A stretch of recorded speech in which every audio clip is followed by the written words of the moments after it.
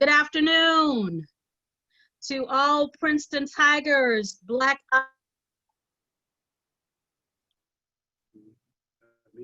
for your interest and involvement in such a powerful conversation.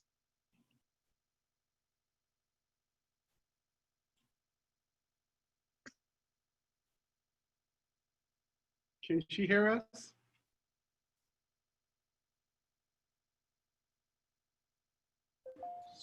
I don't think we can hear Cheryl.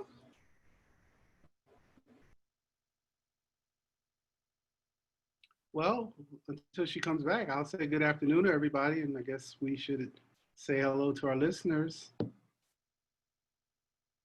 Vanessa, can you hear me? I think Vanessa's muted. Wonderful to be here. Well, why don't we introduce ourselves while we're waiting for Cheryl to come back? Who wants to start? I'm James Walker, a graduate of Yale.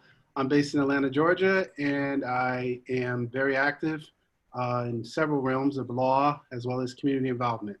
And I'm a graduate of Howard and Yale. Great.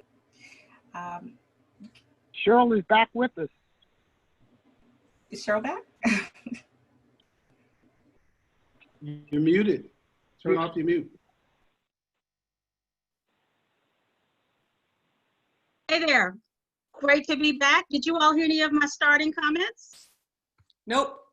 Nope. Oh, well, let's get the party started. I said good afternoon and thanks to all who are joining us this afternoon for an incredibly powerful conversation around the Black vote, our issues and our way forward. We were extremely pleased to have more than 165 folks registered and having a great significant number of them already signing on this afternoon.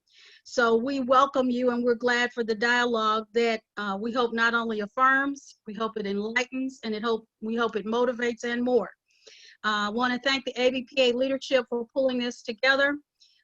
Eric Plummer, Marilyn, and our whole team for pulling this together, and for our esteemed panelists, who I'm going to introduce in a moment.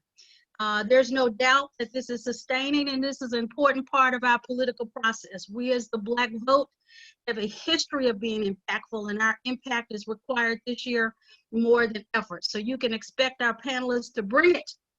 Logistically, we're going to panel for about an hour, 45 minutes to an hour, and give conversations and comments and open it up for live Q&A, both from the chat and for you to answer. So if you will allow me to introduce our panelists. Our first is the Satana Deberry, class of '91 Princeton. She's talented, she's tough, and she's made history this year as part of Durham's DA being elected into that position. She doesn't look or live like any of the others in this role, including her Converse chunks, I hear. And Mother Jones recently did a fantastic article on her that I suggest you find and follow up on. I'm certain that she's going to bring passion and perspective to our conversation this afternoon. Please follow up with her at dberryforda.com for further information. Our next panelist is Vanessa Tyler, class of '98. She has an impressive career as an African-American woman,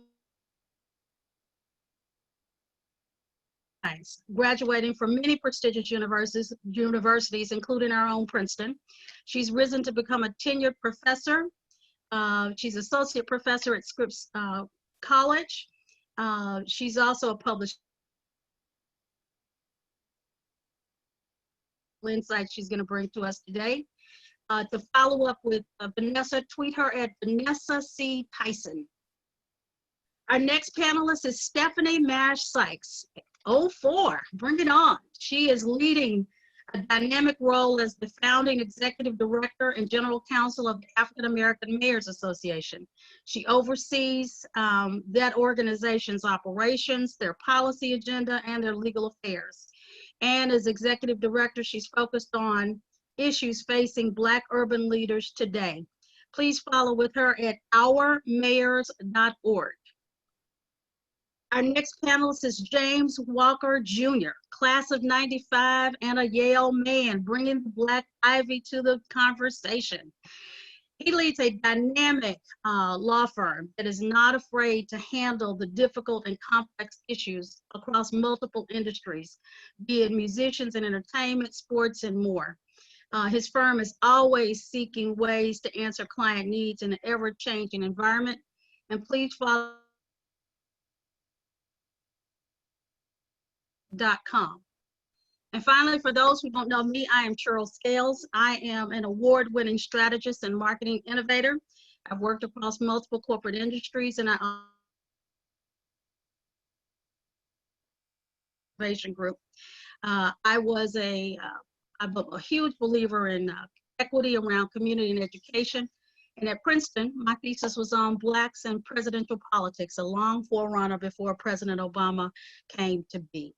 You can find me at CherylScales.com for follow-up there. And with that, it's time to get the party started. We ready?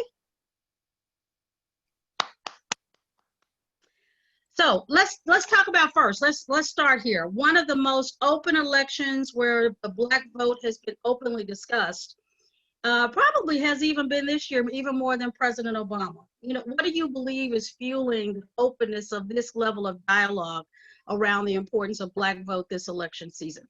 Who wants to get started? Sure. Hi, Cheryl. I'm happy to jump in. It's Stephanie here. So I just want to thank everyone again. I want to thank the ABPA, the newly elected board members, and all the phenomenal work you were doing to invigorate the ABPA and the connectivity between Black alumni. And I want to thank everyone for coming today and listening, because it has been a week. It's been a week. I woke up this morning to hear Black Panther Chaz Boseman had passed away. And I think it's just so relevant to this conversation because he was so inspiring, because we all felt that we needed a superhero, and he represented that for us.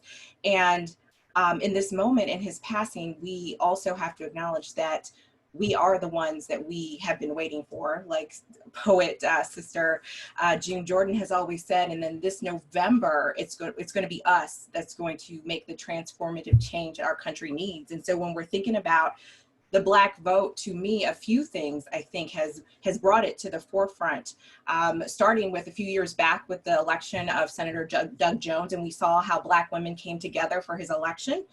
And then we demanded that his chief of staff at least had to be a Black person, preferably a woman of color, a Black woman. He did hire African-American man to diversify the Hill. I think it started there. And right now we're in this moment that all of the issues that our country, the main issues that our country is confronting, whether it's racial injustice or COVID-19, it's really focused on the disparities and injustices against Black bodies and our Black community. So our vote is going to matter, because we need to see people that are going to care about those issues. And lastly, when you also just think about the nomination of Biden, that really rested on the shoulders of African-American leaders in Congress, Whip Clyburn and others that rallied around to say, you know, we need to engage the more seasoned voters as well, and that he was a trusted voice for those seasoned voters that were going to be reliable voters. And that really fed into his nomination. So I think a combination of what's going on in America, the history of our vote and our voting bloc and the power is why our conversation right now is around the Black vote. And Cheryl, can I chime in here along that line? Absolutely. Absolutely. Go ahead, James. I want those who are tuning in, and first, thank you and the ABPA for inviting me as well. Look at Georgia, where we're based. Trump won Georgia by about 200,000 votes. And we had 530,000 Black folks that didn't vote. Look at Florida. Trump won Florida by 113,000. We had about 379,000 Black folks that didn't vote. And you can look at Wisconsin, Pennsylvania, North Carolina, and all those cities. Less than 300,000 folks didn't vote, and Trump won those states: Wisconsin, Pennsylvania, Georgia, North Carolina, Florida, and Michigan. Kennedy beat Nixon, I think, by 100,000, a little over 100,000, maybe 112,000 votes. If we don't get out and vote, this race could be so close, and Trump could win the race just on our mere non-attendance to the voting polls. So I want to just encourage anybody tuning in. We're looking at trying to get vans. We're looking at trying to help people get out. We're looking at all kinds of ways to make sure, at least in Georgia, we don't lose by 200,000 votes because 500,000 people didn't vote and Trump took Georgia. So I just want to throw that right at the top, that this is a very serious time. My prayers do go out to my Howard brother, Chadwick Boseman's family, and I'm glad he's raising that Black excellence level again this weekend and Black power. We know the MLK Senior Collaborative yesterday did the whole 8 for 28 campaign, raising Black excellence. And then this weekend, I'm hoping your listeners hear us that we need every vote. We need everybody bringing 5, 10, 15, 20 people. And I'll stop right there. I don't want to take too much time. Thank you, James. Thank you for the facts and the insights around Georgia and across the country. The numbers really do matter. I want to hear from each of our panelists on this question before we move to another, either Vanessa or Satana. Would you add your voice? Vanessa, Kind of there we go. following up with James, what I would say is simply that we need to look at the barriers to voting. And you know, I focus a considerable amount on structural inequality and structural racism.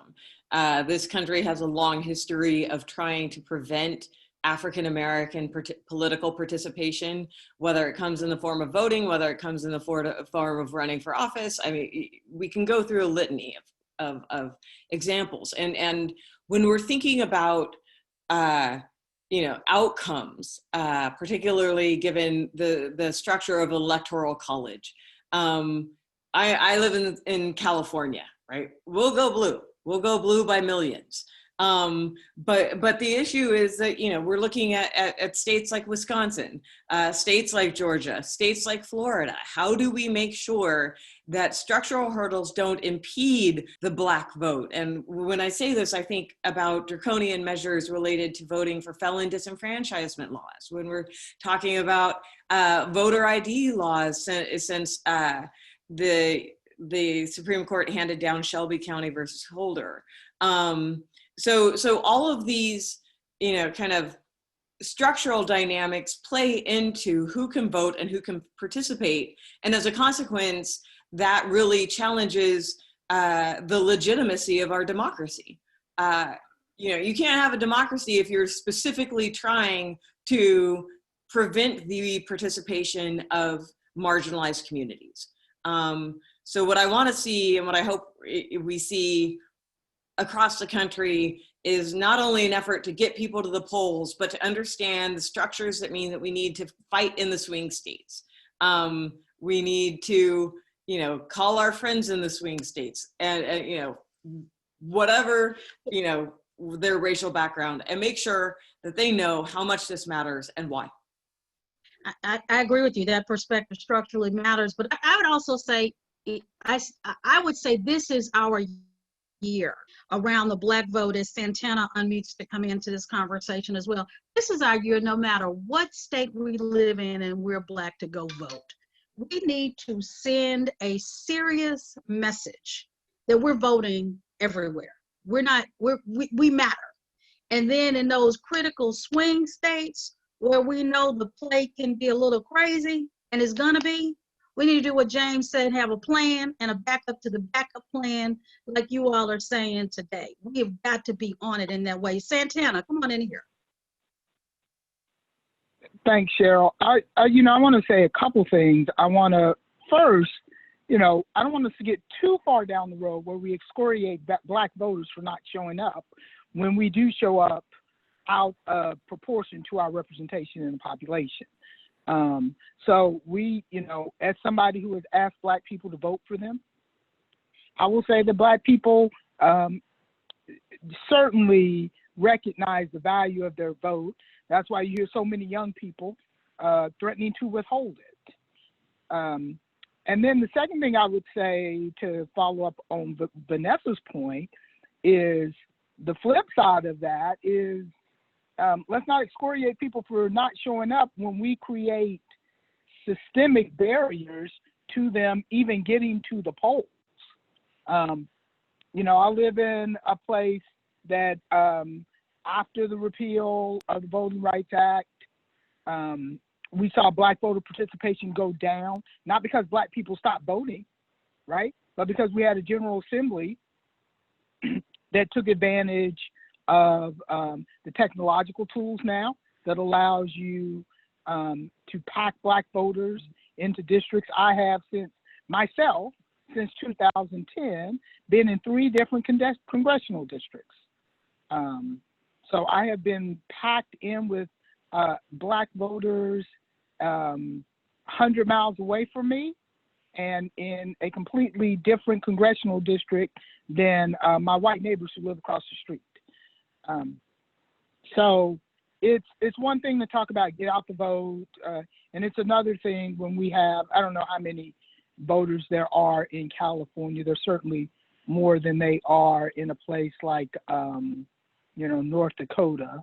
But we create these structural barriers where those feel like the same amount of people are voting on the same thing. And I would love to jump in here. This week, Dr. Andre Perry of Brookings had this great article, I think maybe a day or two ago, that talked about protests being just as important as voting. And that we have to remind people that we're really talking about civic engagement, and there's multiple levers of civic engagement in this moment. Have you filled out your census? Because that's going to provide resources to your community.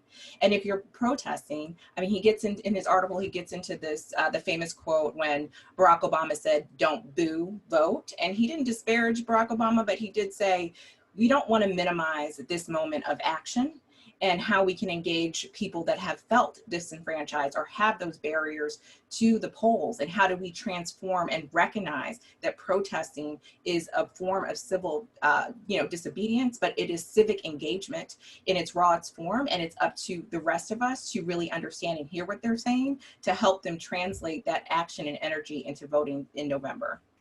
And Cheryl, I would take a little bit of issue with Sister Deberry here. I hear you. I don't want to kind of come down hard on Black voters, but when we lose a state like Wisconsin, and I've been to Milwaukee several times, by 23,000 votes, and we had 93,000 people, nearly 100,000 of us that didn't vote, and we have some of the most pressing issues facing us in America right now, I kind of got to come down a little hard and say, hey, we can control our destiny. And I know about all of the red tape and tricks. Even here in our state, the Secretary of State did different things during the election to make it tough when Stacey was running for governor. I know about that, but we do know that a good 93,000 people in one state, another 173,000 people in another state, North Carolina, where my roots come from, just didn't come out, just didn't vote.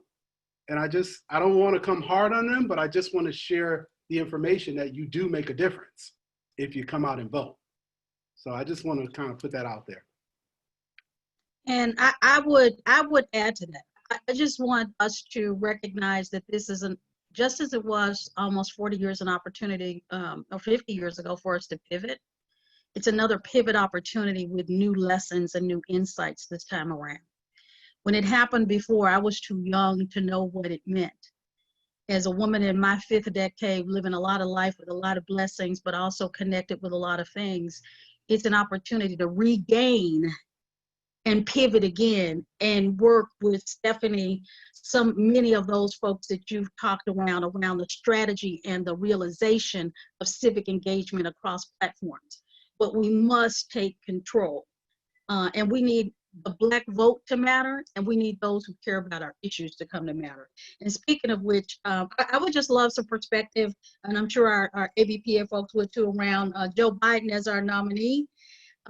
He called the Black vote essential to his victory, and of course, our excitement around the groundbreaking addition of Kamala to the ticket.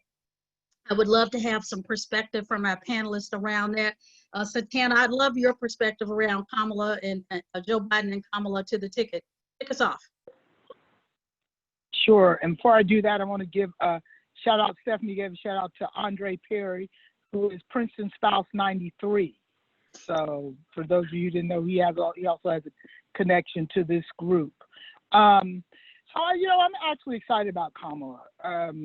I know this whole hashtag Kamala is a cop thing has created a great deal of conversation amongst Black people. I will say, as a prosecutor, as somebody who has been called a reform-minded prosecutor, I wouldn't exist if Kamala Harris hadn't started us down this road.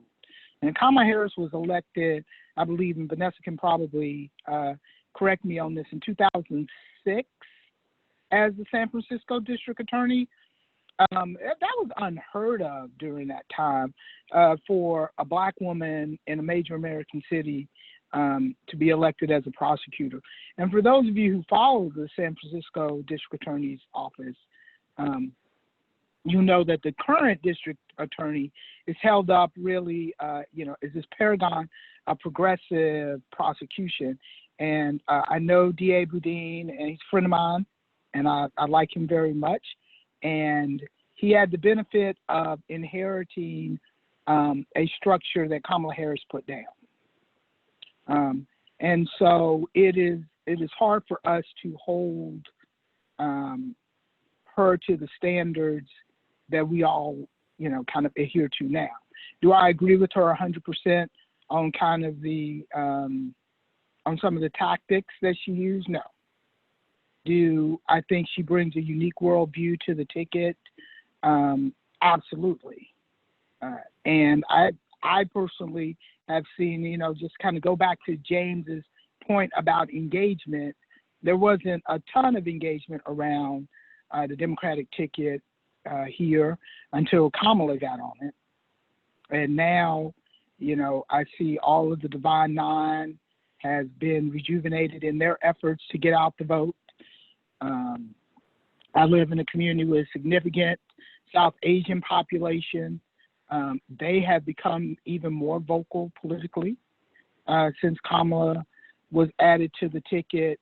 And so I think she brings a unique perspective that, and, some learnings from the Obama years. There are lots of Black people who will say that they don't feel like we moved a progressive agenda or a Black forward agenda during the Obama years. And I think, Senator Harris gives us a chance to recommit to that and talk about it again.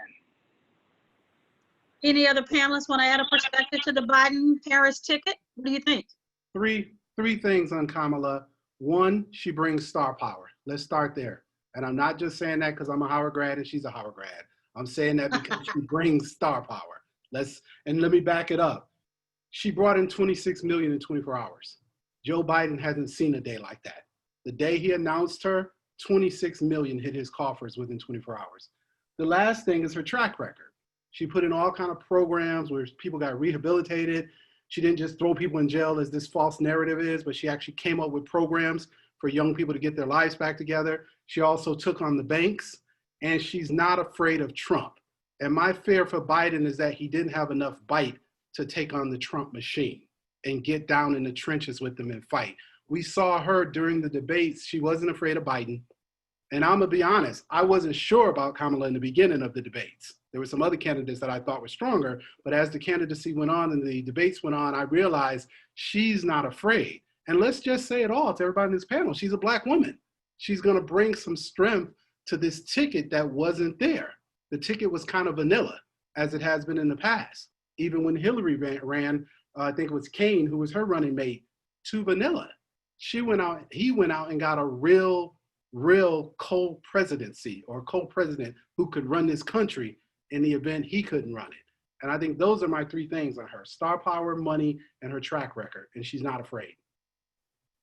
Vanessa. Stephanie, go ahead and come. Go ahead, Vanessa. Yep. Okay, so one thing to add to this.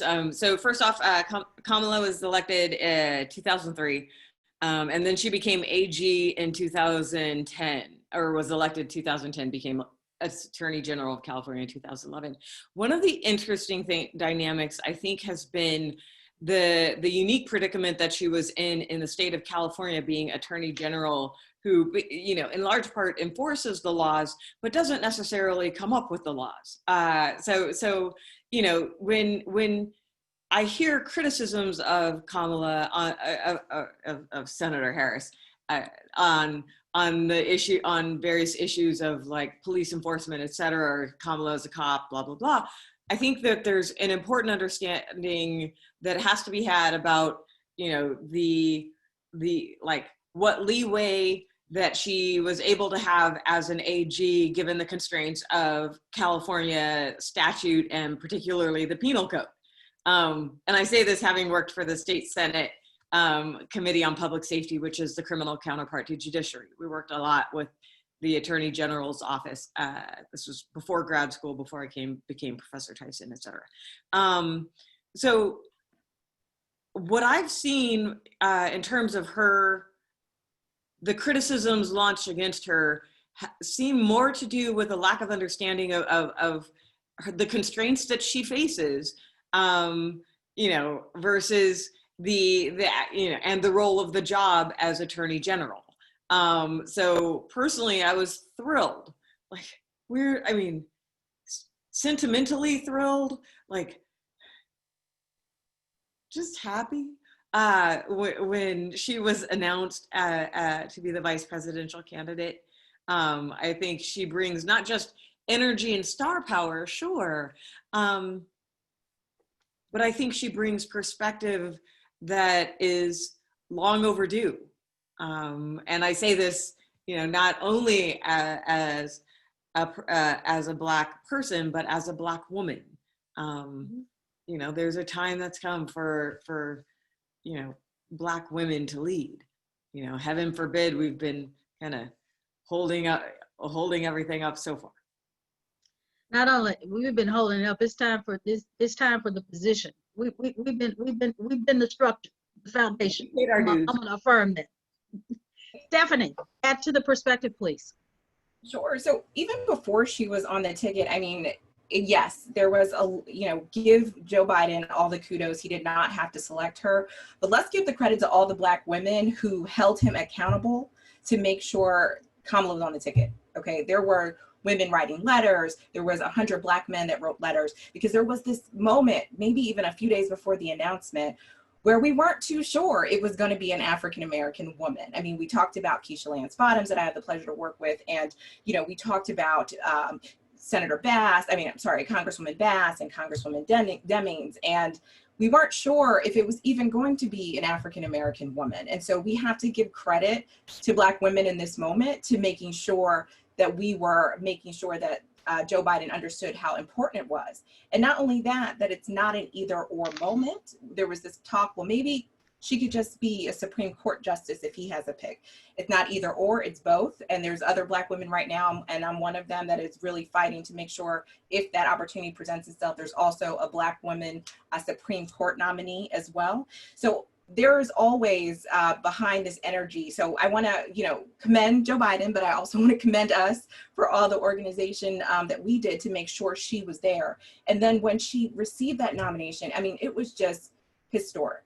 It was emotional. I think I heard a quote that said, I didn't think it mattered until it happened, right? Because so many of us see what's happening with 45. I'm a yellow dog Democrat. I'm going to vote for the yellow dog, even if there's a Republican on, it doesn't matter. I was going to vote for the Democrat. I was going to vote for our party's nominee and vice presidential nominee, but it mattered in that moment. And it was just so historic. And to the earlier points, it's just energized the base. It's energized HBCU alumni. It is allowing those schools that weren't just those 5 top schools that were getting all those historic grants. It's expanded the pie. So it's done so much for our country and for Black women, and also the intersectionality of what identity means. We had real conversations of what does it mean to be a Black woman, for better or worse. And she also identifies as a South Asian woman, and that's been so inspiring for that base as well. So it's an important moment, and I give all kudos to the Black women that helped make it happen. Before I move on to the next question, I want to, and thank you for that, Stephanie. Thank you for the whole panel for that insight. One of the questions that was in the chat said, it's kind of a follow-up to the Biden-Harris ticket, and also, why should I vote anyway? It's an interesting dynamic. It says, a Tiger sister says she refuses to vote because she doesn't like either candidate. Please offer constructive feedback to share with someone who feels this way. To that. Well, the first thing I would say is you're not just voting for the president. It's a presidential year, which means there are lots of things on the ballot. And I know people feel like, well, You know, who the president is doesn't matter to me, but it matters to you who your city council people are. It matters to you who your district attorney is. It matters who your judges are. These are the people who make the decisions. It matters who's in your state representative body, right? In your state legislatures. These are the people who make the decisions that every day impact your life. If you don't have access to health care, these are the people who make sure that you do have access to health care. If there are economic development issues, affordable housing issues, any type of issues that are going on in your community, those are also on the ballot. And so, you know, I'm gonna go back to this point about civic engagement. You know, it matters who runs these communities. It certainly matters who sits in these chairs. And so for me, that's why you should vote. Thanks, Santana. James? Yeah, I'm. When people say that, I get outraged because here we are 50 years since the Voters' Rights Act, and we think of Shirley Chisholm and Dr. King and all the people who sacrificed so that we could get Lyndon B. Johnson to sign this bill, and people are sitting home now saying, I don't want to vote. And Vanessa, correct me if I'm misquoting the bill or who signed it, but I'm a little outraged when people say they don't want to vote because they don't like either ticket. We have so many issues going on with education, with social justice, with police brutality, with teen pregnancy. You have to vote. You have to figure out a way to vote so we can make impact in those areas. So saying you don't want to vote because you don't like Trump or you don't like Biden or you don't like Kamala, it's just ridiculous because it's such a serious issue right now in our country. You're out protesting and saying Black Lives Matter, but you don't want to vote. I just, for the life of me, I don't understand that logic. And I'm not the Biden wearing t-shirt guy, but I understand we have issues in America that need to be addressed. And you got to put people in office and hold them accountable. So I just want to stop there because that kind of gets me annoyed when we know the sacrifices of the Fannie Lou Hamers and the Shirley Chisholms and so on, who just did all of this work to give us this opportunity to vote. And I want to follow that up with a slightly different thing, which is, you know, 9 times out of 10, I don't like most politicians. In fact, 9 times out of 10, I may not even like most people.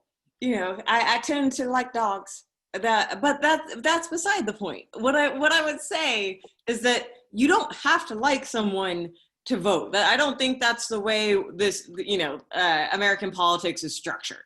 You know, for those of you who don't know, I was a strong Elizabeth Warren supporter. I like nerds, right? Nerd professors, excellent. You know, but that's me. Totally cool. I have all sorts of Warren gear. You know, I also have some Kamala gear. I didn't have any Biden gear. But what I will say is this: you don't necessarily have to like someone, and I realize that they may not be the person you want them to be. You know, but there's also a dynamic where I may not agree with myself from 5 years ago. And so what you want to do is, I mean, and this is not to say vote for the lesser of two evils, but to really think about, you know, of the choices you have, who will be the best steward of the ship, right? You know, this is not, you know, this is not something where it's just about you. It's also about, you know, who will protect the communities that you care about, who will advocate for the communities you care about. And they may not do it in the ways and the means that you would like them to, but I guarantee you, right, that they will do an infinitely better job than perhaps some of your alternatives. Well, Stephanie said it at the top. When Doug Jones came in, Stephanie, you said he hired a diverse staff and a Black man. So as you're voting, you want to look at who's going to keep their word to us and diversify their staff, follow up on our issues, and make sure the agenda gets followed that they promised during the campaign trail. So when you're looking at the candidates, like you said, Vanessa, we may not necessarily like either one or may not like them as much as you like dogs. And I was pulling a little bit, tiny bit for the governor from Minnesota. I forgot her name, but I thought she was impressive. But then I kind of moved after I saw some things. But you got to figure out who's going to stay accountable like Doug Jones did, as Stephanie said at the top of this panel. Well, one of our questions in the panel was, as and you all are touching on it, and I want to summarize in a second. Says, for the Black population that did not vote, in my experience with voter registration, many are withholding their vote because for them nothing has really changed, regardless of the party in power. How do you engage these people, and how do you then register them and get them to the polls? And to that question, I just want to summarize what I've heard from you all as panelists. It's not just the top of the ticket that matters. One. Number two, up and down the ballot matters, very, very much so, both in terms of position, as well as in terms of things like who are in your local mayor, your local city council, and state representatives to represent your issues. And then thirdly, what I also heard from our panelists was that being there and having a successful voice gives you the opportunity to negotiate and do some positioning for representative staffs and things of that nature that have not always been in place from before. So I heard three big things from that. And I will also say around this from voter engagement, just a practical example this week with the NBA players and a lot of the sports folks for what they did and demanding that their arenas be used for voting locations coming up here in the season. It was interesting for one of the states where there's a pretty successful NBA franchise and they have an arena. The team and the owner of the arena said, yes, we would be happy to do that, but there is a state rule that prevents us from using our private arena unless it's a public crisis or issue within 10 days. And when I heard that, I went, damn. That's where I'm talking about. You've got to be able to connect the dots up and down the line. Who knew that there would be that kind of a state issue that would prevent you from using a private facility? Hello?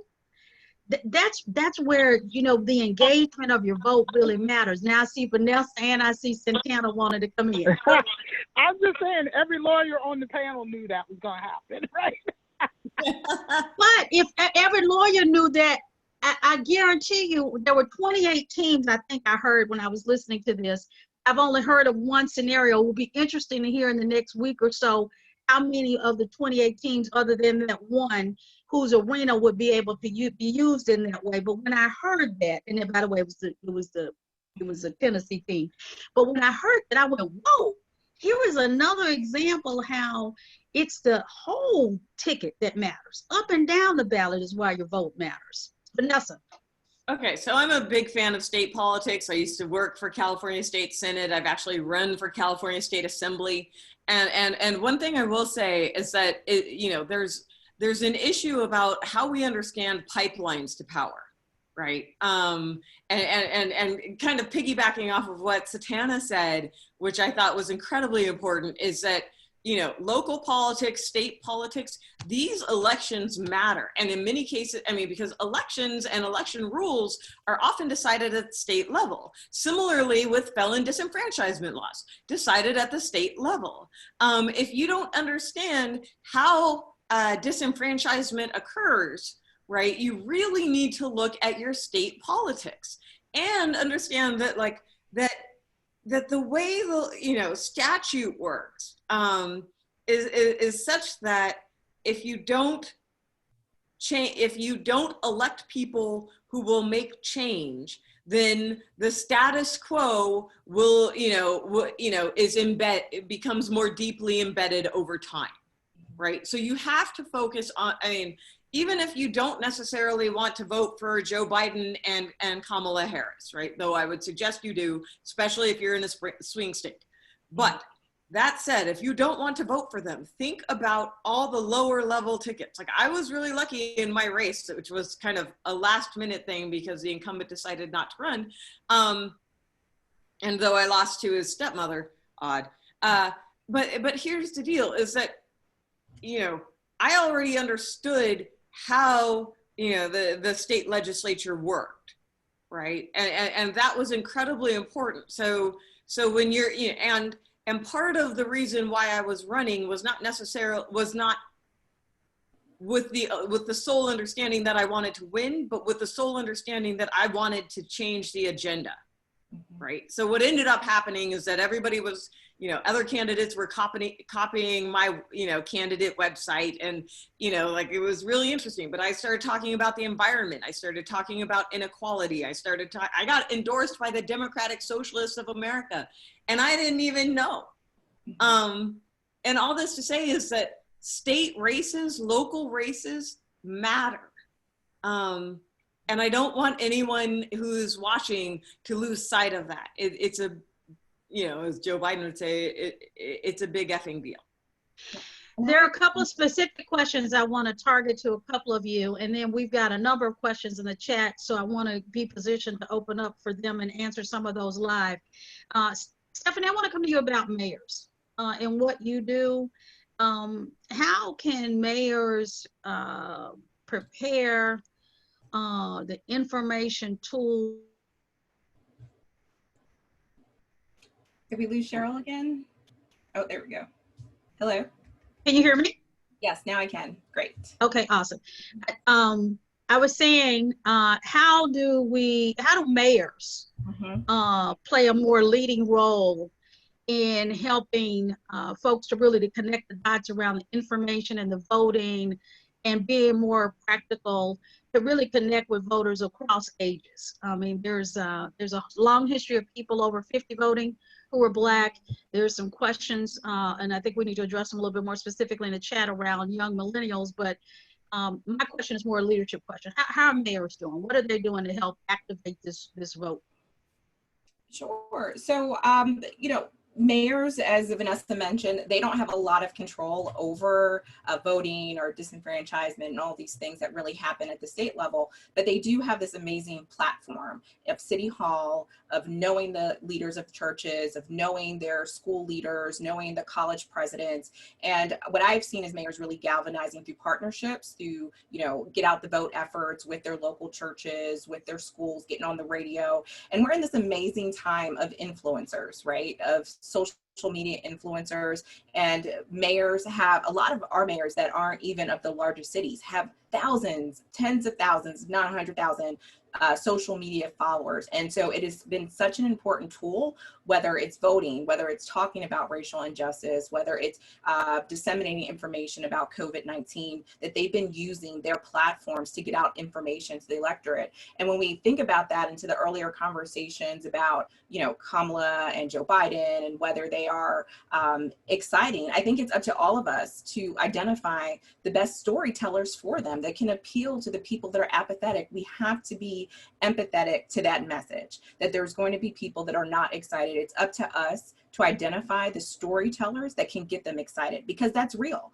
I mean, people are going to vote for Kanye. He's on about 9 different ballots. Apparently, you see pictures of him running and his team running to get into last minute filings in states. And that is real. We can't dismiss it. It is a real thing. And so my takeaway watching the DNC and actually coming away from that televised program super inspired when I had been there physically in previous years, is that they did a master class in storytelling. There were all these amazing segments about Biden and his life and his loss and the people that he inspired, from the young boy with the stutter. So who are those influencers? And mayors are influencers, and they can also identify influencers. And I think the Biden team and the Kamala Harris team have done a great job. And there's just this organic swell of, you know, social media influencers that are talking about this. I saw something on a rapper. I don't know if this community is that familiar with rapper named Plies, but he, I think I'm pronouncing his name right, but he had this, you probably don't want to Google it because it's a little profanity laced, but he had a really great point, which was, we want perfection from all of our candidates, and we want even more perfection from Black women. So we really need to think about that, and we need to understand what's on the ballot and what we're voting for. And like all the panels have said, it's not just the presidential election, it's all the races that are on the ballot. And I'm here in Virginia in 2018. Our election for the House, who had the majority of the House, was actually decided by one vote. They did a recount. It was a tie. They put the parties in a literally a fishbowl. I am not making this up. And they pulled the name out of the fishbowl to determine the winner. Both of the two last, the Democrat and the Republican, and then the House went to Republicans, one vote. So those are the stories we need to be telling right now. We need to find the right influencers that can appeal to everyone, and we need to be empathetic about the people that are apathetic. Actually, this round. Before thank you, Stephanie. Before I go to our final panel round question, I can't. I'd be remiss not to talk about the Black vote in the criminal justice system and what we're seeing across the canvas, in particular with James and with Satana. That's the other pandemic in our country. It has been a pandemic longer than we knew the word around criminal justice and its disproportionate impact on Blacks and the vote. So I'm looking to see. I think it's a pandemic in boardrooms too, but that's a different. Well, let me jump in here, Cheryl. Okay. I get asked this question all the time. When I finished Yale, I ran a halfway house in Connecticut for 7 years, and in many states, 16 states, I think, in the district, while incarcerated, you can't vote. And then in Maine and Vermont, you never lose your right to vote, whether you're a felon or not. Then you have 21 states that while you're in jail and when you get out after, while you're on probation or some kind of parole, you can't vote. And then they have states where the governor has to give you a pardon to vote for certain crimes. And I just wish we could have a national dialogue on how to restore everyone's right to vote.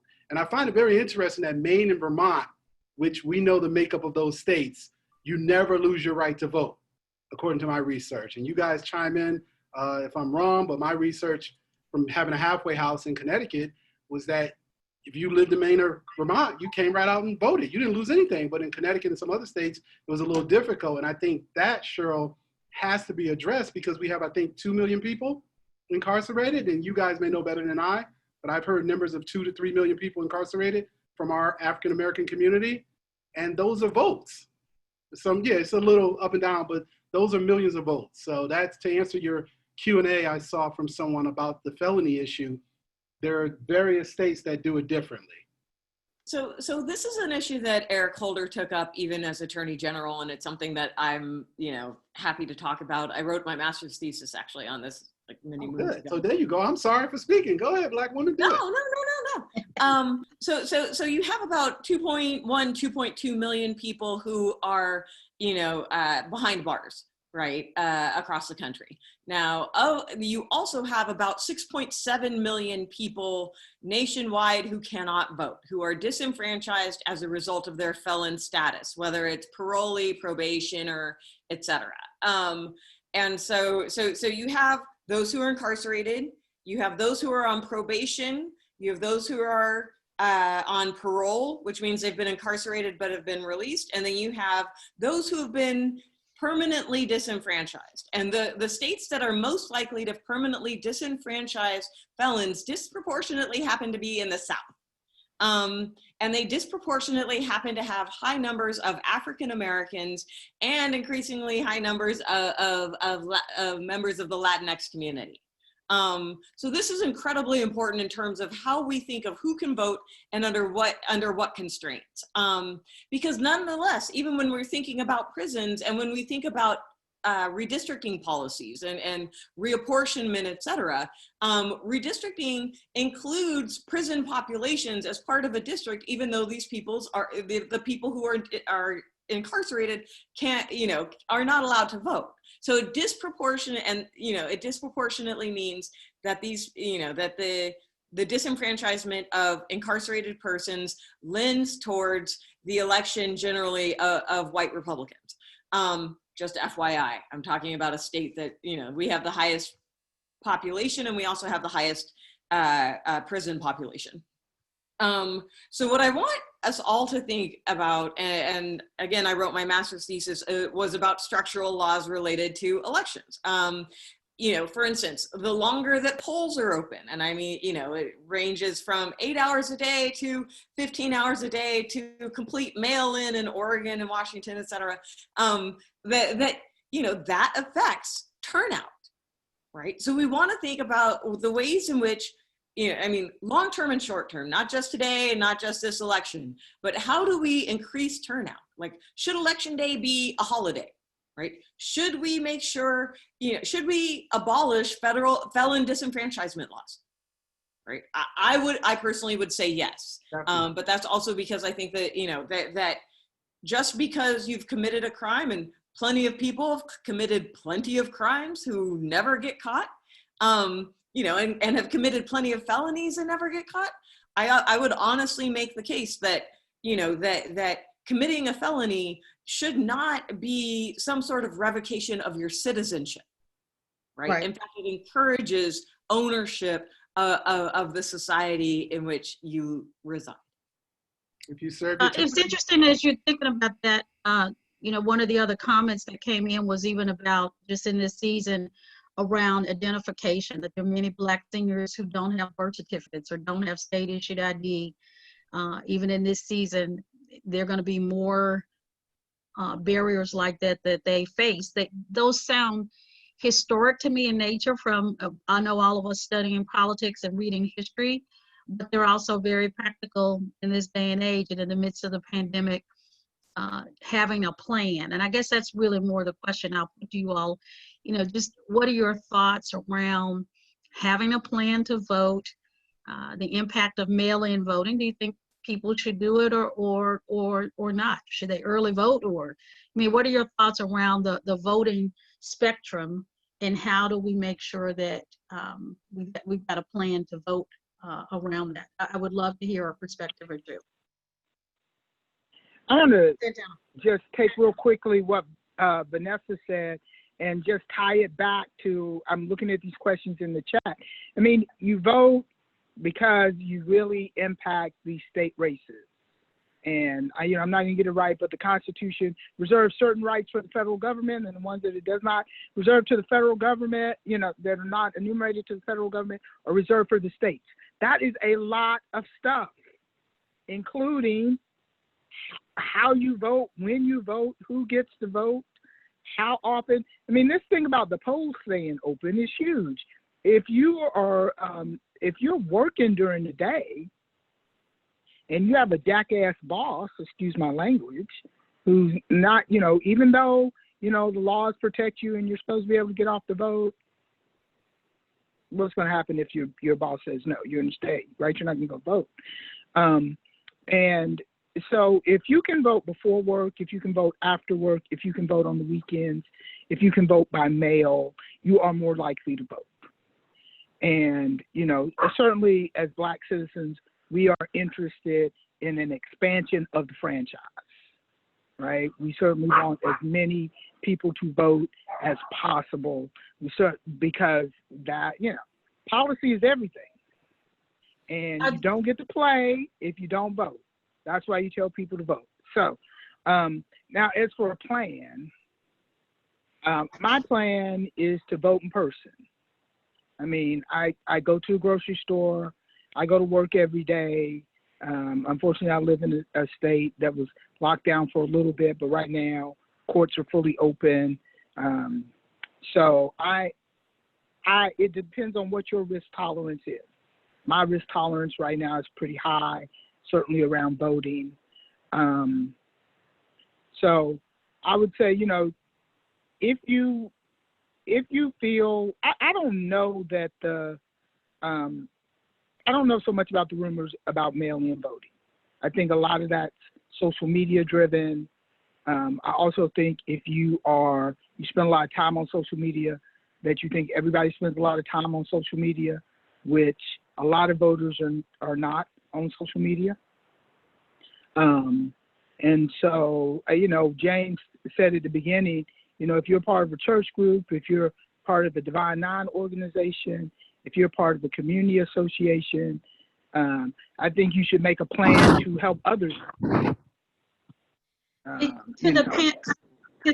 and to the panel, I want to close out with a question for all of you that says, to your point, Satana, around making a plan. What do you think is essential on making a plan to be able to be successful to vote in this season? What's essential to doing that? Because of there is a lot of noise. There's the fundamental gut around, I think in this conversation, do people believe they should vote? I do. I mean, I grew up in a community where people voted. They voted every election. My parents took me to vote my siblings by hand. We went to every election, which is where I understood the power that this voting mattered. And even when I was in college, I voted. So, and I think I've missed 2 elections in my whole life as an adult. So it was a role model for me, but more importantly, making a plan. You know, what does that look like? I saw a tool from, it showed the dates and everything around Georgia. I'm gonna share that with all my Georgia people, but what does making a plan look like? And we'll close that out with those conversations. And when you answer that, give me any closing remarks. And then let's go to the questions. We've got over 20 questions in the Q&A, and let's see if we can tackle out some of those too. And we'll take some of those live too. Okay. Stephanie? Stephanie, you saying something? Okay, I'll go ahead. Just quickly on a plan, we have to really understand that there is an opportunity to engage voters who have never voted. Let's not dismiss them. One of the things AOC was able to do was convert people who were never voters to vote for her at a very low cost. She really just burned through her rubbers of her shoes and knocked on those doors.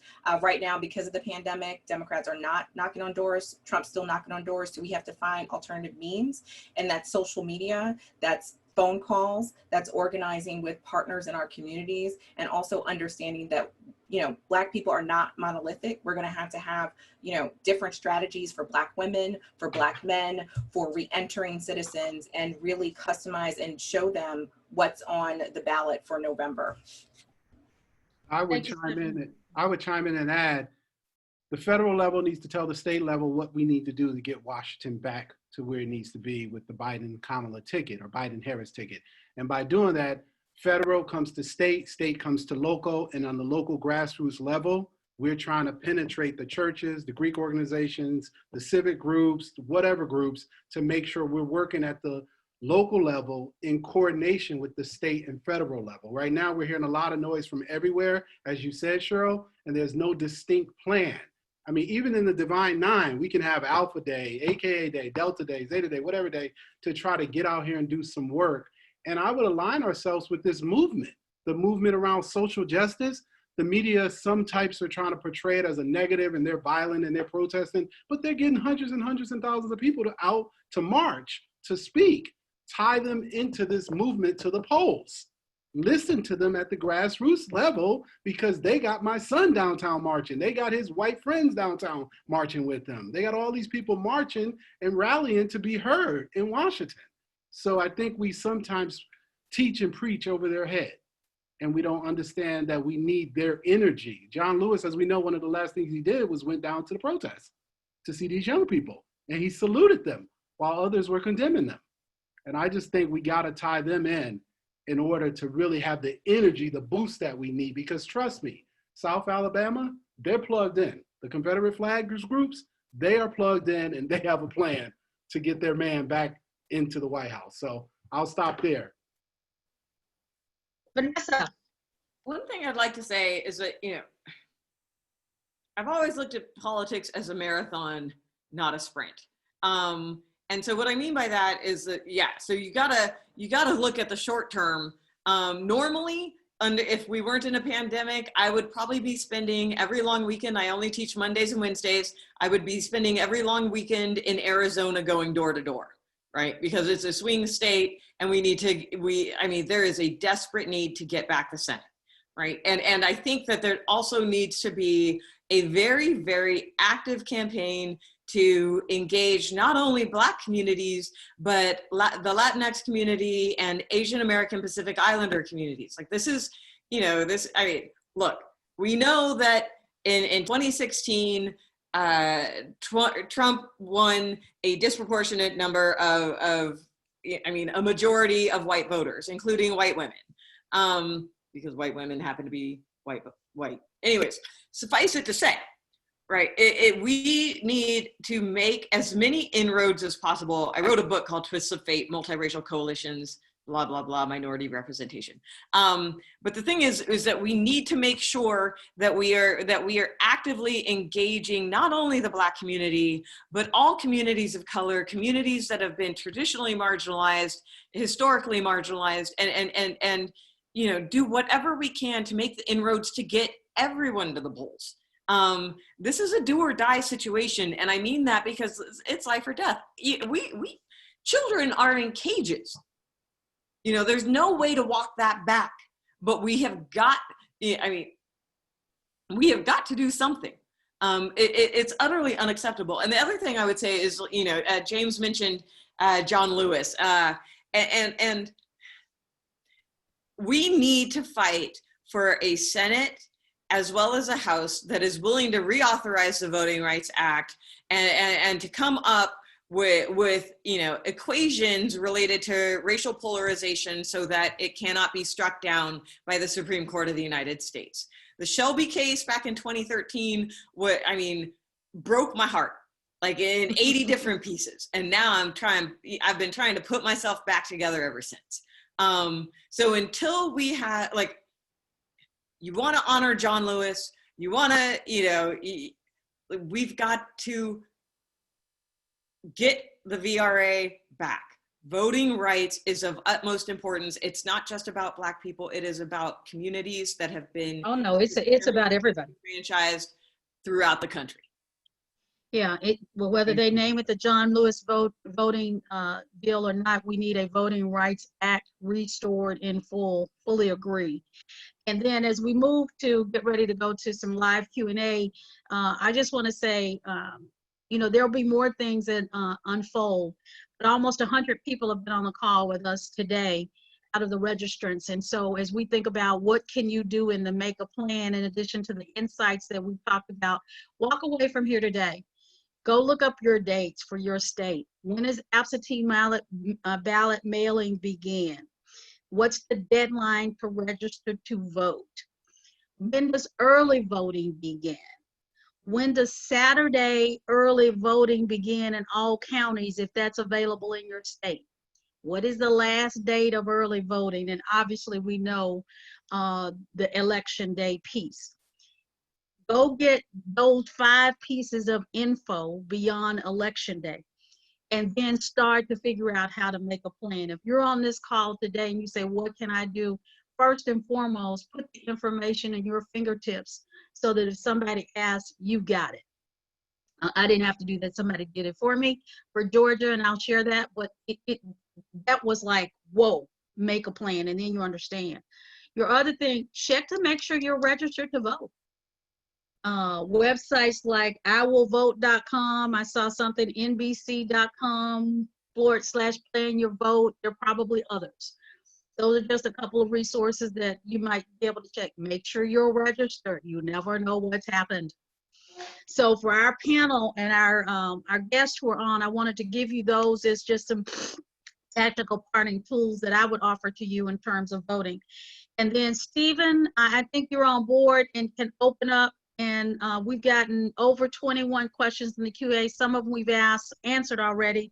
And I would just say, if you could open up to, we cannot answer all 21 questions in 30 minutes without going over, I'm sure. But if Stephen, if you would open up live to 2 or 3 of our folks, or 4 or 5 of our folks who've asked questions, please do. And then before we do that, and we sign off with that, I want to tell you that we're coming back with our follow-up panel. I believe it's October 3rd, but look for the dates on that. That's going to be our countdown panel. By then, we'll even know more tactical things around what can be done. Some people can vote. We can have some other things there. So we're going to come back with one more panel in October on our way to countdown to victory. Our vote matters. It matters for us.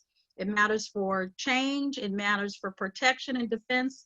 And it matters for things after the election too. So I want to give those remarks. And Stephen or Marilyn, can you open up for a live question, please?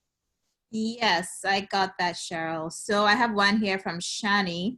She says, a problem is the hijacking of our protests by people working to subvert their true meaning. How do we prevent our protests from becoming violent and being used as a weapon against us? What do we need to do to better control the message? So I'm happy to jump in really quickly. You know, a lot of these extreme protesters and messaging has been able to really cultivate and thrive online. And so there's been phenomenal organizations that have been working really hard to hold the Facebooks of the world accountable for the hate that they're profiting from. And I think we really have to address that, because they cannot organize and they cannot thrive if they don't have a platform to do it. And we've seen some companies step up. I remember during the Charlottesville protest, Airbnb refused to allow right-wing groups to book rooms on their platform. So we need more companies to take the actions like Airbnb, and we've seen the testimony on Capitol Hill on these big tech platforms. And the truth of the matter is, hate is profitable. And until we address that question, it's going to be really hard to tackle it. But, you know, I think we all have seen that unfairly that our protests for Black Lives Matter are judged by the most violent protesters, but then you talk about police and they're judged by the good apples. And it's an unfair moment, but I think we have to take away the tools of organization for those extreme groups. And, you know, there's a lot of organizations, Color of Change and others, that have been really at the forefront of holding those companies accountable. Thank you, Stephanie. What's next? Okay, so I'm going to combine a couple here. Linda is asking, how do we engage Black voters in deeply red states? Local and state races were decided in the primaries. Why should we vote on November 3rd? And then there's a corollary to that on how folks who live in decidedly blue states use their best resources to mobilize the voting in swing states beyond just telling our friends and family to vote.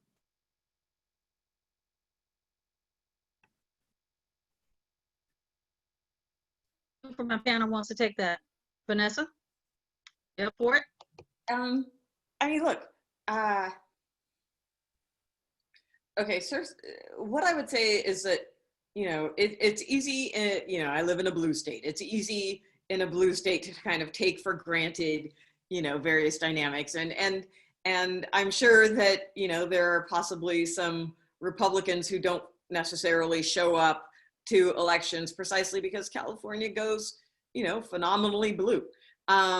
That said, right, I think part of the importance of voting, even if you're in a red state and you happen to be a Democrat, is to make sure that your voice is still heard in one form or another, right? I mean, you can't necessarily,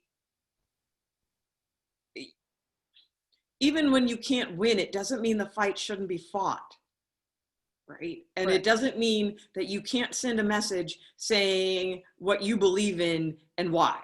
And in terms, what was the second part of the question about organizing in swing states? Was that the second part? Mm-hmm. You know, I think what Cheryl went to say about making sure you're registered to vote, yes. But, you know, also making sure you get your ballot. I have been known to angry tweet, you know, late at night, the LA County, you know, clerk / registrar recorder, Dean Logan is his name, because my absentee ballot didn't arrive. And I just like voting in my pajamas. So I angry tweeted him. And the next thing you knew, on a Sunday morning, you know, LA County clerk register recorder emissary was at my door with a ballot, right? And I was like, thank you. And now you can wait while I, you know, fill out my ballot, and then you can take it with you. So this is something where, like, I mean, I'm a little bit of a militant voter. Take it for what it's worth. But there is something to be said for trying to organize, trying to make sure that you are represented, you know, fight for your ballot. Other people fought to make sure we could do, you know, that we're here. And yeah, maybe part of it is something where, you know, we have to, you know, strategically go about making sure that people in swing states are registered to vote. And that means particularly, you know, including Spanish speakers to contact, you know, people or people, you know, in California, you know, maybe you speak Tagalog, right? There's all sorts of, you know, language barriers that come to voting, and this election is incredibly important. So we need to try to utilize all the resources we have available to us, which includes, languages. So let me add one thing to that before we get to the next question, Marilyn. Be committed to vote. And when I say that, I believe people on the panel are, people who are listening are. But what that means also is, I didn't angry tweet, but in the Georgia primary, I requested an absentee. I never got it. But when it didn't come, I had a business trip. I delayed it by a week. I would not leave until I voted in the primary. And I left that day, but I would not leave until then. And by the way, I share that with you because that's one of those stories to say for those of us that are on this Zoom today.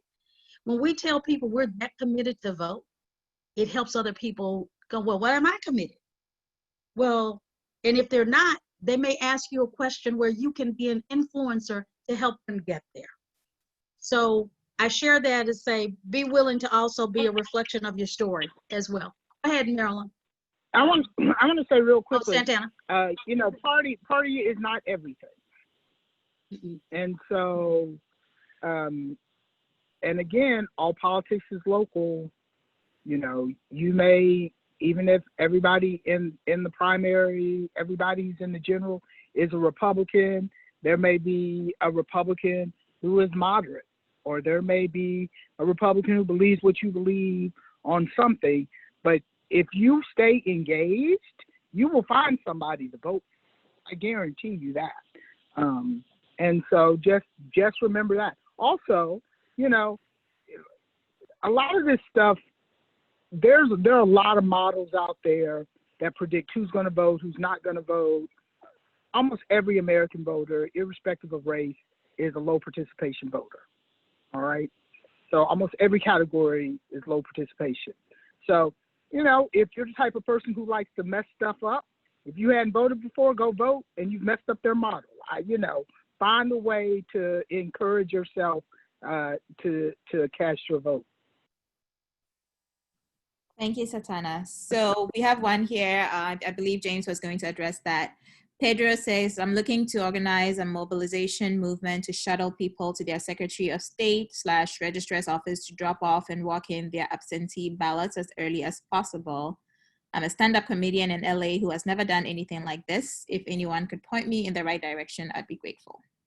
Pedro, first of all, great that you're doing that. I think the first thing you got to do is go live on social media, get drivers, get vans, get vehicles, because it makes no sense if you post that, hey, I can help people get to the polls, but then you don't have drivers and vans, which I've seen in many cities. That becomes a roadblock, no pun intended, to getting you to the polls. So the first thing I would do is go live on my social media. If you're a comedian or you got a following, or grab one of the national comedians and say, we need vans and we need drivers. And then I would go meet with rental car, budget, enterprise, Avis. There are some folks in those companies who will help you get vans and get vehicles to go with these drivers who can give you 4 hours, 2 hours, 8 hours.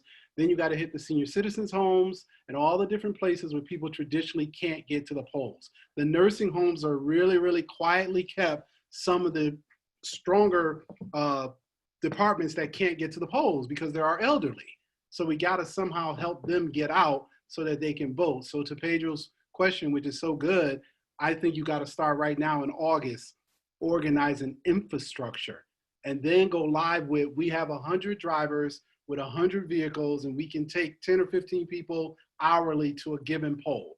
And I think that way we can get this going. Pedro, Awesome. I just want to jump in really quickly. I mean, it's a great point to be using your platforms. So I would say, also lean on organizations that have state infrastructure already. So that's NAACP, Urban League. Shoot emails that give them the framework for your platform, some analytical data, like how many followers you have, how many people you host for live meetings, so that they have that context of how powerful your platform is. And even if you don't have 1 million followers, I mean, your energy is commendable. And I would also recommend to you the Collective PAC that is doing organization on the ground. And Cheryl, I think when you introduced me, your speaker froze, but he can find me on social media at James L. Walker, Esquire, or ESQ, and I will plug him into Jonathan Slocum and Steve Harvey's team, Ricky Smiley's teams. I've worked with all 3 teams, and I can plug him in because they would want to be a part of something like this, I'm sure, if he is who he says he is, and he's doing some really sincere and genuine kind of organizational stuff. And some of them are in California. I know Jonathan Slocum, and I think Steve Harvey's team is Atlanta and California. Ricky Smiley's in Alabama, I think, Birmingham and part of Atlanta, but we have clients on his show, and this would be wonderful to plug in all the comedians to get them going. But you have to move now, Pedro, because September is here. We're like 60 days old. And not only move now, encourage you to do what James said. Move now with your idea, make the phone calls, tighten a plan. And for anyone who does a plan like that for outreach, once you get it, be rhythmic.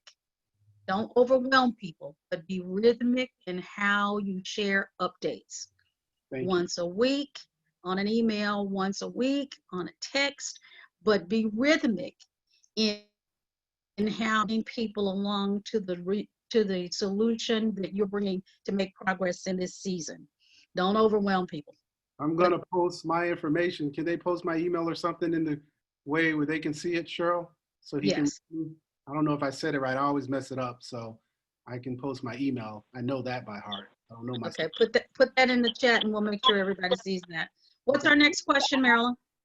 Okay. Years ago, I was actually I was the faculty advisor for the Association of Black Harvard Women, and my undergrads, I was a grad student, and the undergrads were like, Vanessa, we want to register people to vote, right? And I was like, but we're, so to win the 2004 election, which by the way didn't go very well, but whatever.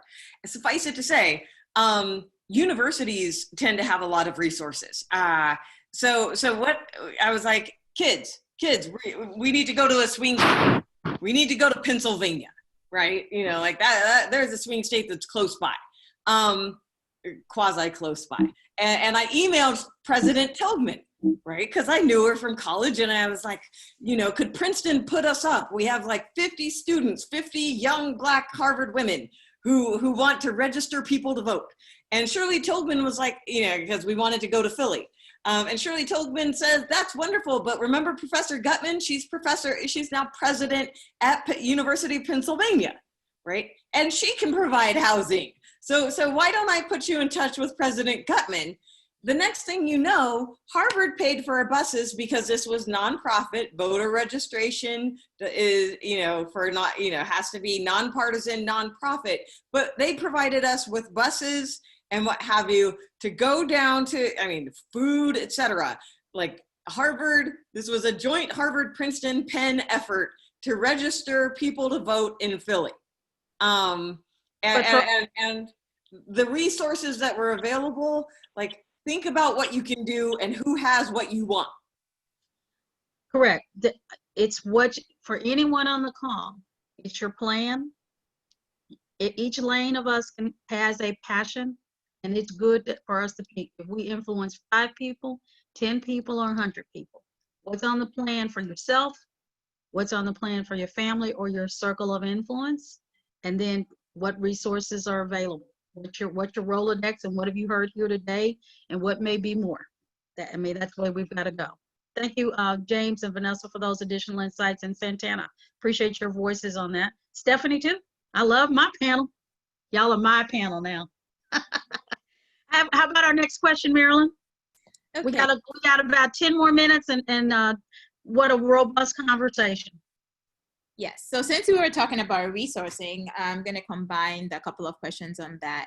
Uchenna is asking, what are some reliable, low bias sources for research and candidates? Are there any national level organizations that provide candidate research at the local election level? And Ramona is saying, young new voters need to be educated for voting. Many are engaged in the protests and demonstrations and need explanations on how their issues tie to the Biden-Harris platform.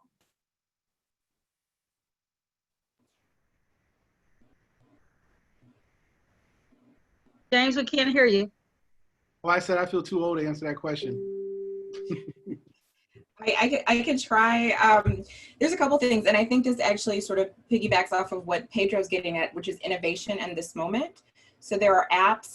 There's a young Black woman, Howard graduate, who just launched Politicking, There's an IG website. She had like Damon Dash. She had local city council candidates. She's really thinking local, mainly because her mother was the former mayor of Gary, but it's been doing phenomenal things, and she writes articles in the Griot. And so I think in this moment, we have to also, we didn't get to talk about it, and so I won't spend a lot of time, but Black press and Black media, we need to be investing, we need to be subscribing, because they were always the voice of local politics for us. Our local newspaper dying. So, you know, another thing you could do to resist right now is to buy a newspaper subscription, particularly a local newspaper subscription, but definitely investing in looking and spending time researching through Black media sources, the online media sources, the Griot, the Root, and all the traditional publications that they now are online, whether that's Essence or JED, or I know some of them are sort of dwindling right now, but we also have the opportunity ourselves, all the education, all the degrees, to be writing those op-eds to talk about the issues, to engage voters in the demographics that we want to engage right now. I'll also add for all of our And you participants, can go to, go ahead, Satana. now I was going to say there's a website, youcanvote.org, that you can go to. And You Can Vote has state resources. You can pull down a resource for your state that's easy to hand out, that's easy for you to follow, that talks about the issues in your particular state.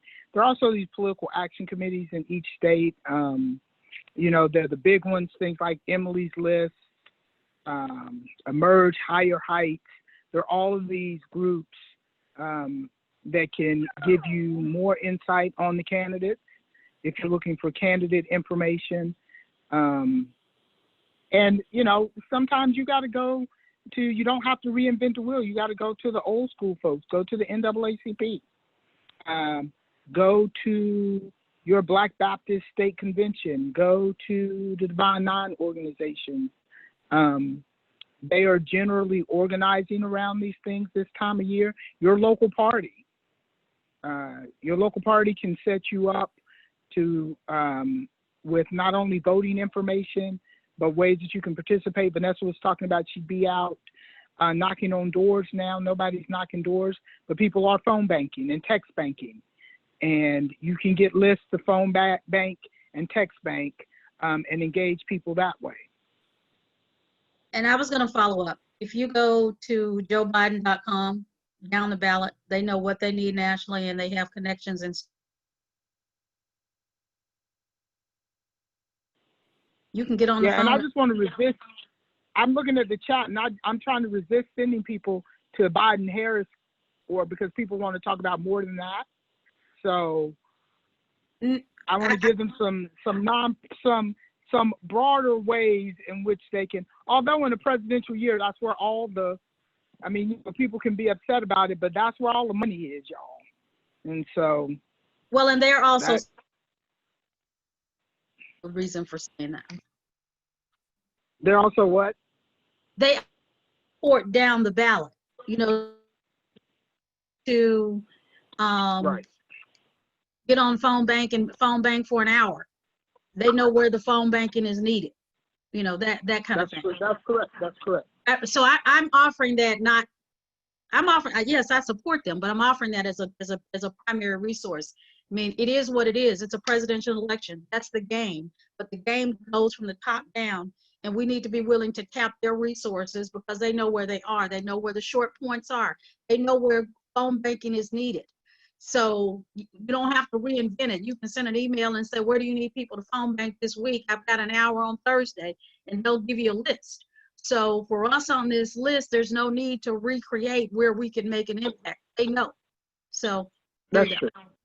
So basically use your talents in your local area, contact your state rep and see if you can either create a voter registration drive, whether you're at a college or a church or high school or other, whether or not you can do a phone bank, but you got to start with your local contact, your local rep, and see what the need is in that immediate area. We would know that sitting on this panel, but if you talk to somebody locally in your town or city or county, they'll tell you, we need people at the phone bank. We need people to work the voter registration desk or to do a voter registration drive. There are all these kind of little grassroots things that need to be done, and you know your talent. If your talent is organization, come help organize. If your talent is you're a good communicator, come help work the phones. Come work the phone bank. It all is a matter of you knowing your talent. One last question. What is it, Maryland? Let's close out.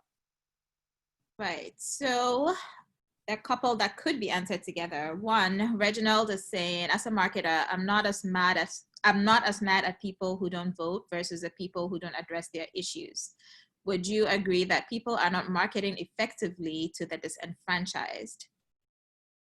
And David is creating a video course about voter persuasion. So kind of how do you persuade people to vote and market to their issues? Well, the fact that we're just getting a woman on the main ticket in 2020 clearly answers his question that we haven't been listening to the voter populace. And I think they have to figure out a way to attract the voters and their enthusiasm back to the process. Like you said, Cheryl, you used to go with your parents. It was the thing to do back in the day. There wasn't this apathy that we nowadays have.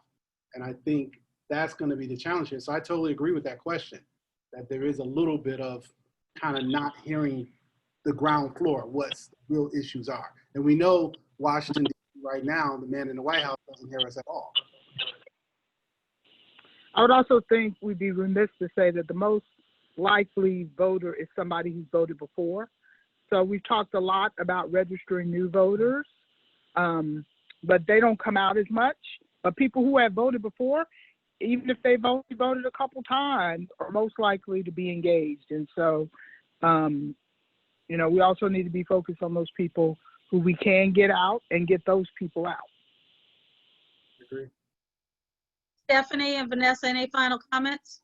Or I think what we've heard today is, I think most of the people participating are engaged enough. They're listening to this panel on voting at 2:00 on a Saturday. So I'm pretty confident that the majority of us on the line are going to vote. So how do we encourage everyone else? I mean, I think what we've heard from everyone is we have to meet them where they are. If they're viewing a comedian on Instagram, that's where we need to meet them. That's where we need the messaging. And we need to have strong messages that tell them what they're voting for and not just what they're voting against. And it's incumbent on all of us to really tell those stories, whether it's through Black news, through apps, through tweets. In this pandemic world where we can't knock on doors, we're going to need innovation, like Pedro mentioned, and we're going to need to think about coalition building, like Vanessa mentioned, and we need to really recognize that Black people voted for Trump, like James mentioned, and that people didn't vote, and we can turn this election and transform our country if we understand the importance of our individual vote. And finally, what I'd say is, I was on the Obama campaign in 2008. And if there was one person who was, one candidate that I've seen who's been, who was phenomenal when it came to persuasion. I remember being in Ohio and we had an event in Parma Heights, Ohio, which is kind of a Republican enclave. It's suburban white America. But Obama was really amazing in terms of diffusing the potential hate against him. That we would hold these persuasion events in areas, and people left, not necessarily convinced, but they just didn't hate him anymore. And I think that, to a certain extent, there is a polarization that wants us to, that leans towards demonizing various candidates. And it's a question of how do we persuade, right? How do we compel people to think about, what priorities should take place? Whether we're talking about healthcare, whether we're talking about mental health, whether we're talking about education, whether we're talking about human rights. That this is, when you're phone banking, when you're text banking, it's not going to be the same conversation every time. But that's the point.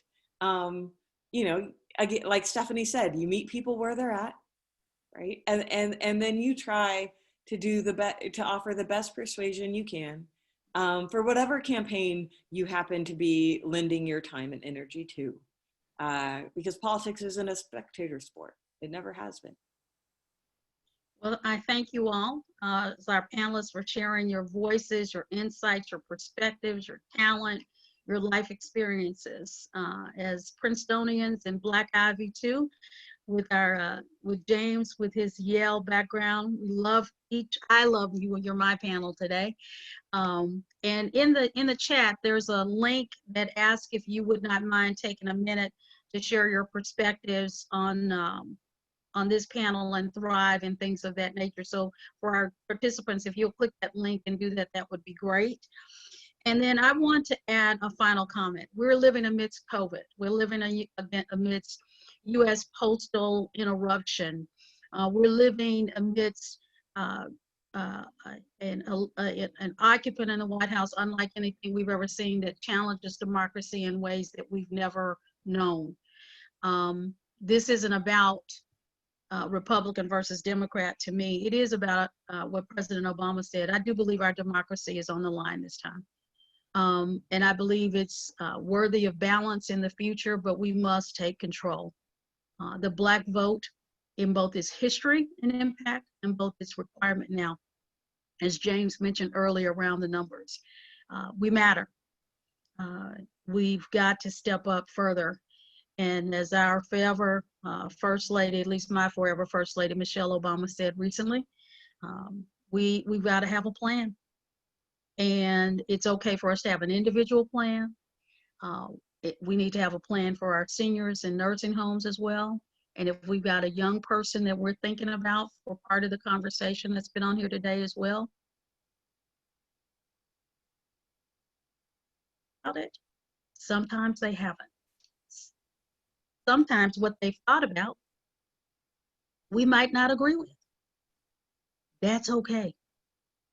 But engage your circle of influence to make their voice count and to vote. We will see you again on October 3rd. We thank our panelists today, Stephanie Sykes, Satana, Deberry, James Walker, Vanessa, Tyson, and signing out as your moderator, Cheryl Scales. Peace and joy and safety as you travel further. Thank you for being here today. Thank you. Thanks, everybody. Thank you. Nice meeting everyone. Nice meeting you. Thank you. Thank you, everybody. Bye-bye. Thank our meetings.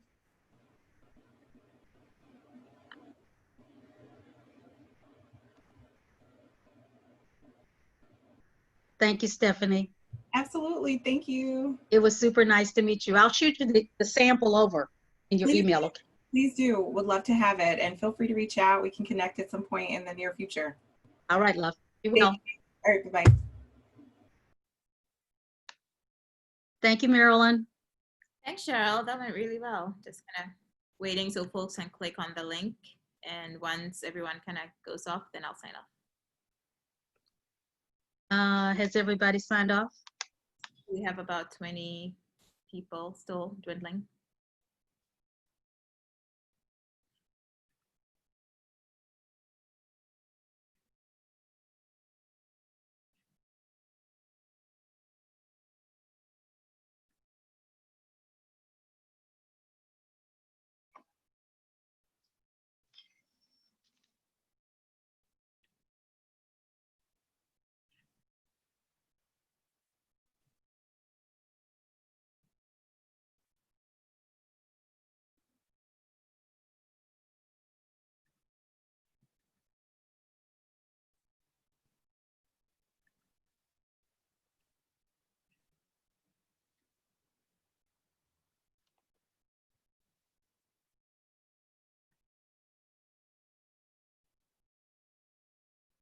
I'm gonna end it now. I will catch up with you offline, Cheryl. Yeah, do that. Thank you. That was awesome. It was an awesome dialogue. Thank you Cheryl. both. Thank you, Grace. Thank you to the whole team for all of the hard work you did and the support you provided. You were fantastic. Thank you. Take care. Take care. Bye.